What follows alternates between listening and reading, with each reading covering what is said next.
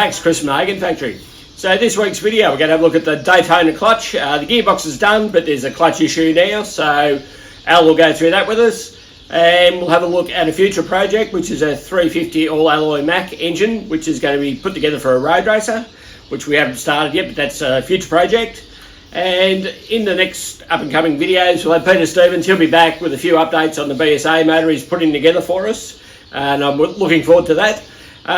So we've got the Triumph at the start, and we've got the Velo at the end, so skip through to the part you want. And don't forget, the Lanelli swap meet isn't on in December. It's on in March next year, 2025. So there's an ad for that too. So let's have a look.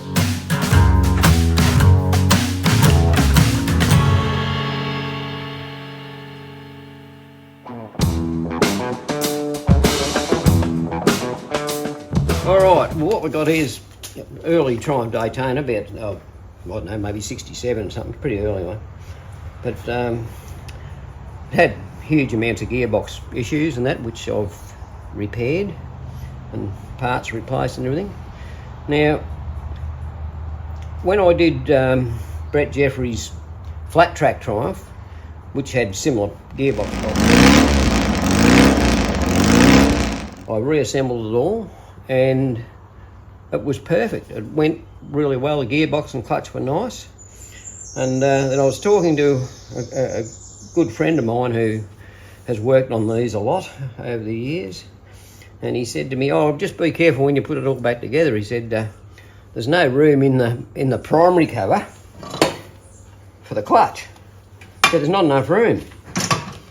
And I said, "What do you mean?" He said, "Well, you pull the clutch in and it hits the outer cover and it won't free." He said, "You get a little bit of wear here and a little bit there, and the clutch moves a bit here and there, and over time you finish up, the clutch won't work." And I thought, "Oh, I don't know about that. The last one worked perfectly." So because I put all this together, I tested the clutch before I put the primary cover on. It frees beautifully. It really does work quite well.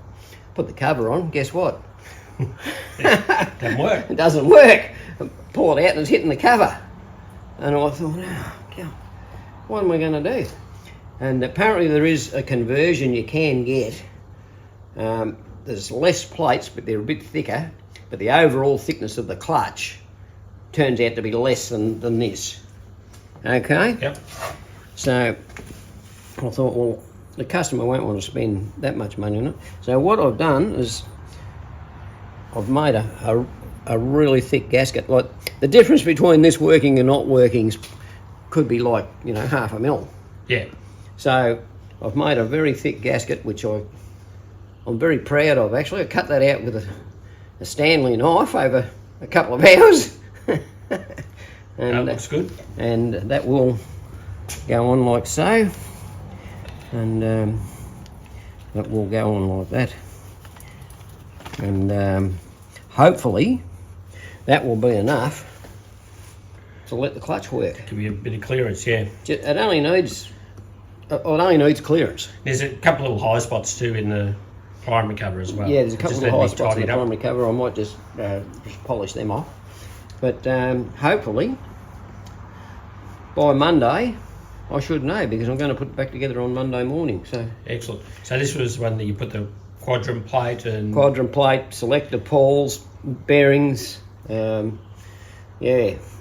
Excellent. Excellent, yeah. Yep. And there's another little trick with these too that isn't in the workshop manual, of course. Yeah. As we'll go around the other side.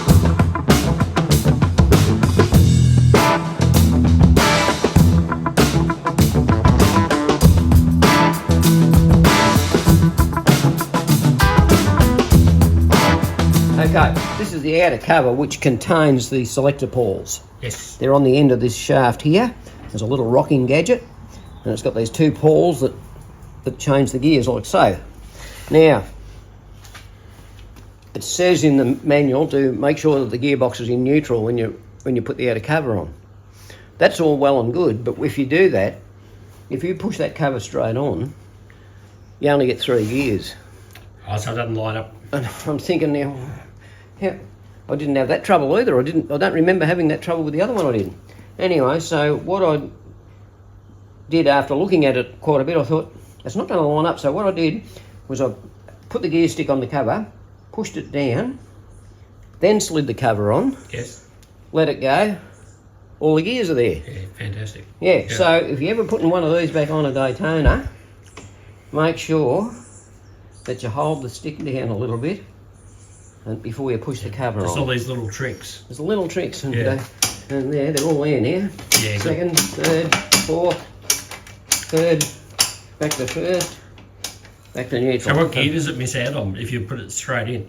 It Doesn't doesn't pick up first? It doesn't seem to pick up first, no. Yeah, right. Yeah, so...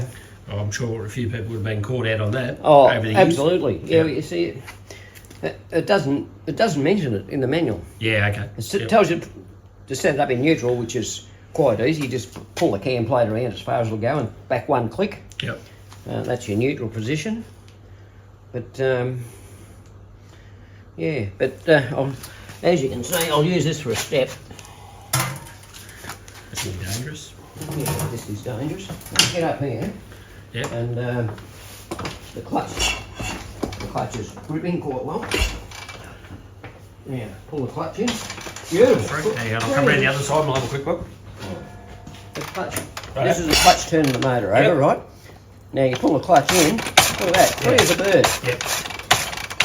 That's as good as you would ever hope for. Poor old clutch. Yeah, that's as good as you would ever hope for.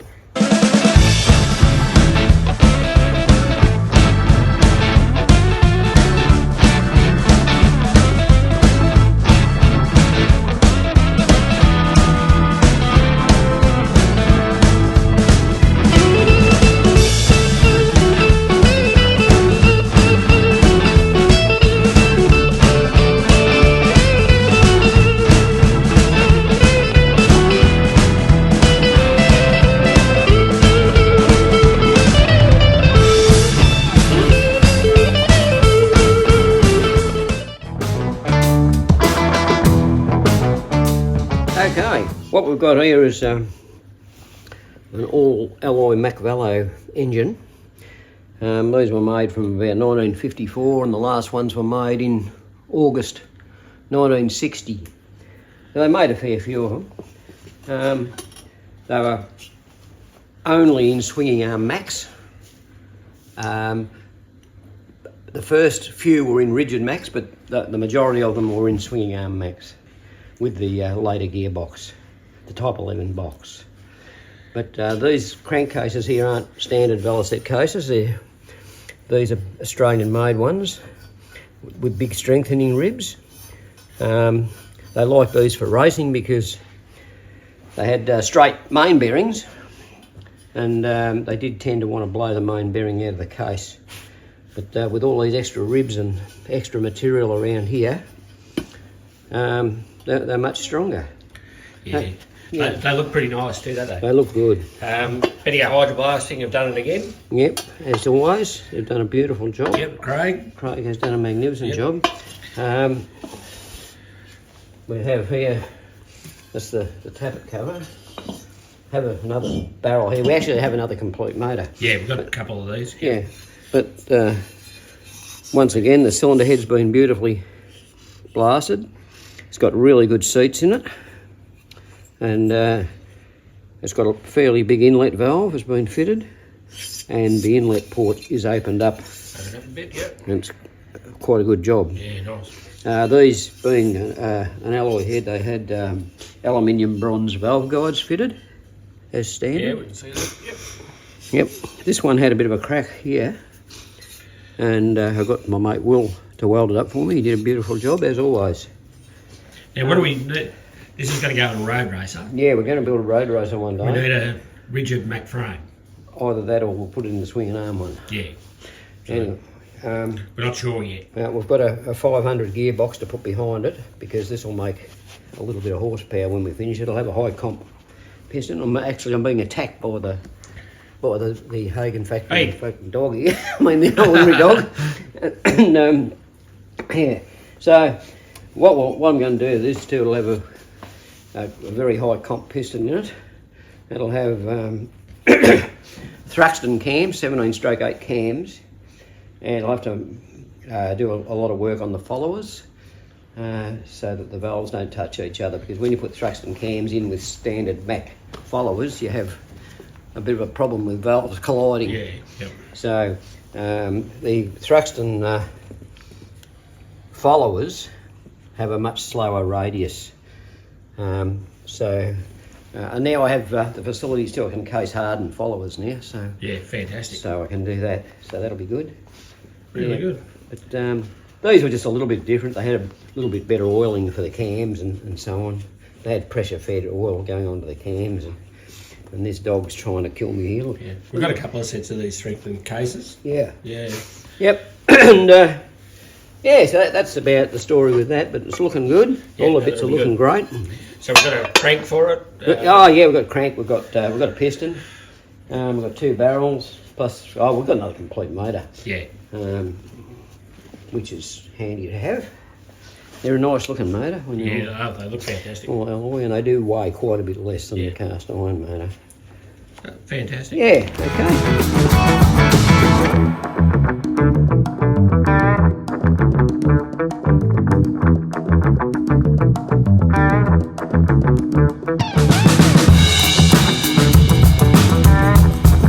Righto, this is the drive side flywheel out of that motor.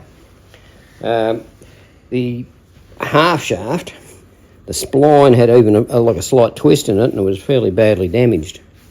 And I was really lucky a while ago. I picked up a couple of brand new old stock half shafts, and that's one of them. But when I pressed the original one out, well, I thought it was original, someone else had been there, and they'd bored the centre out of the flywheel and put an oversized half shaft in it. So what I did was I bored it again, and I made a top hat bush, which I pressed in, and then I don't know what they call it these days, but we used to call that a Scotch key. You drill it and tap it, and you screw in 2 screws into there and then cut them off. And then that was all Loctited in, and then the half shaft was pressed into that and Loctited in. And then my friend Will, that does all their welding, he welded it around there, so hopefully. And this one doesn't have the breather, does it? No, it doesn't have the centre breather. Yep. Which doesn't matter because we'll put our own breather on it anyway.